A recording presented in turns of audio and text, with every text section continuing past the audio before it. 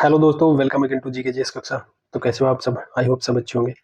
तो दोस्तों, मैंने जो कट ऑफ का वीडियो बनाया उसके कुछ कमेंट्स, उसमें कुछ कमेंट्स भी आ रहे हैं और टेलीग्राम ग्रुप पे भी कुछ लोगों का मैसेज आ रहा है और पर्सनली भी कुछ लोग मैसेज कर रहे हैं कि जो आईबी का जो पिछली बार जो वैकेंसी थी आईबी की वो 900 प्लस थी, ठीक है, और इस बार जो है 3700 के आसपास है। तो वैकेंसी जो है वो 4 गुना है पिछली बार से, ठीक है। और जो कट ऑफ है वो एक्सपेक्टेड कट ऑफ उससे बहुत कम नहीं हो रही, लगभग उतनी है, 1-2 मार्क्स कम हो रहे हैं, ठीक है। तो क्वेश्चन ये है कि कट ऑफ कम क्यों नहीं हो रही? कम से कम 5-7-10 नंबर कम होनी चाहिए पिछली बार से। तो दोस्तों, ऐसा कभी नहीं होगा। मैं बता देता हूँ कि इसका रीजन क्या है। अभी अगर 4 गुना वैकेंसी आई है तो इसका मतलब ये नहीं है कि कट ऑफ 1/4 हो जाएगी पिछली बार से। ऐसा नहीं होगा, या फिर आधी हो जाएगी, ऐसा कभी नहीं होगा।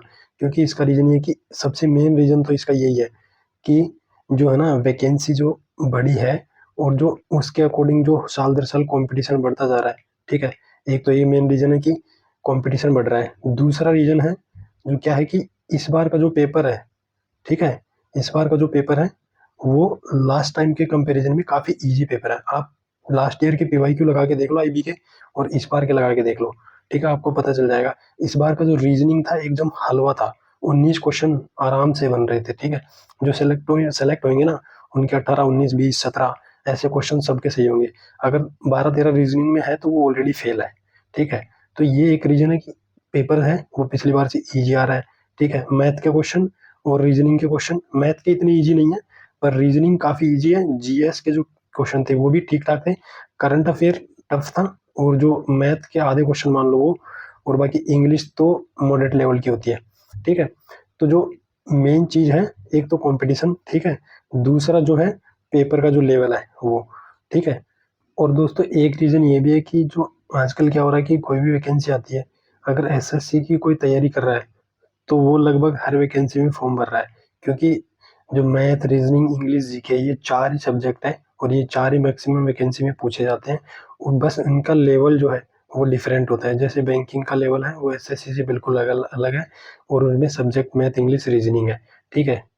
तो कॉमन सब्जेक्ट्स हैं और काफी लोग सेम फॉर्म को भर, कोई भी एग्जाम आए सेम वही लोग फॉर्म भर देते हैं, ठीक है।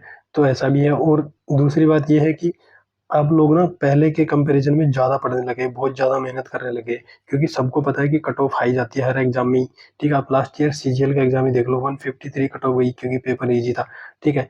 ऐसा ही पेपर इजी इस बार आईबी का भी है, ठीक है।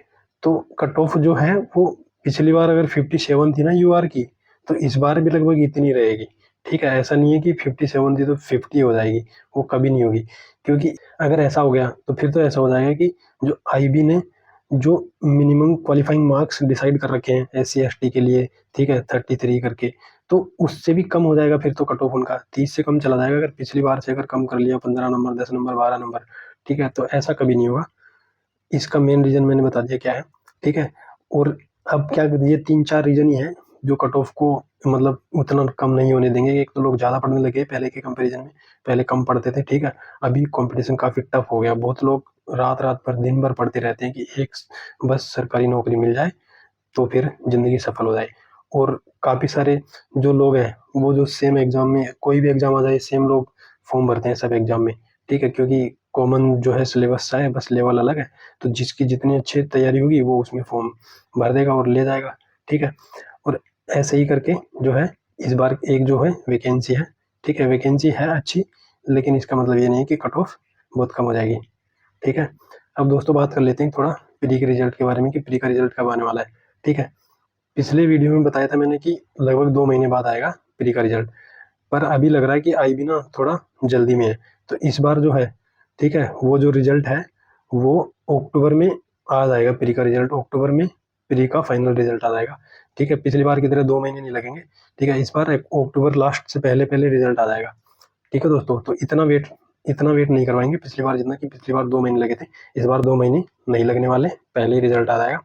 तो उस हिसाब से अगर आपके कट ऑफ के अकॉर्डिंग मार्क्स आ रहे हैं, जैसे एक्सपेक्टेड कट ऑफ मैंने बताई थी, ठीक है, कि यूआर की जो है वो 56 to 58 रहने वाली है, ठीक है। ईडब्ल्यूएस की जो है 54 to 56 के बीच में रहेगी, और ओबीसी की जो है 51 to 53 के आसपास, और जो एससी की है वो 45 to 47, और एसटी की जो है वो 42 के आसपास रहेगी, ठीक है। तो 42, 40 ये अगर आपके पास नंबर बन रहे हैं, ठीक है, तो आप टीयर 2 की तैयारी में लग जाओ, क्योंकि हो सकता है अगर रिजल्ट जल्दी दे दे तो फिर टीयर 2 भी जल्दी करवाए, क्योंकि इसका बहुत बड़ा सिलेबस नहीं है। ऐसे है वो अगर 5-7 लिख दोगे आप तो उसकी आपकी तैयारी हो जाएगी कि कैसे ऐसे लिखना, बस प्रैक्टिस करना है, ठीक है। कंटेंट सबके पास होते हैं, जैसे किसी का अच्छा होगा, किसी का बुरा होगा, ठीक है। और अगर अच्छे से तैयारी करनी है तो इस चैनल को सब्सक्राइब कर लो। मैं इस पर पूरी तैयारी करवाऊंगा, डिस्क्रिप्टिव की लॉन्ग आंसर्स लिखवाऊंगा, ऐसे लिखवाऊंगा, क्योंकि मैंने यूपीएससी के मेंस लिखे हैं, तो मुझे पता है ऐसे कैसे लिखना है, लॉन्ग आंसर कैसे लिखना है। तो बस आज के लिए इतना ही। वीडियो अच्छा लगा तो लाइक करो, चैनल को सब्सक्राइब करो। मिलते हैं नेक्स्ट वीडियो में, तब तक के लिए थैंक यू। व्यस्त रहो, मस्त रहो और पढ़ते रहो।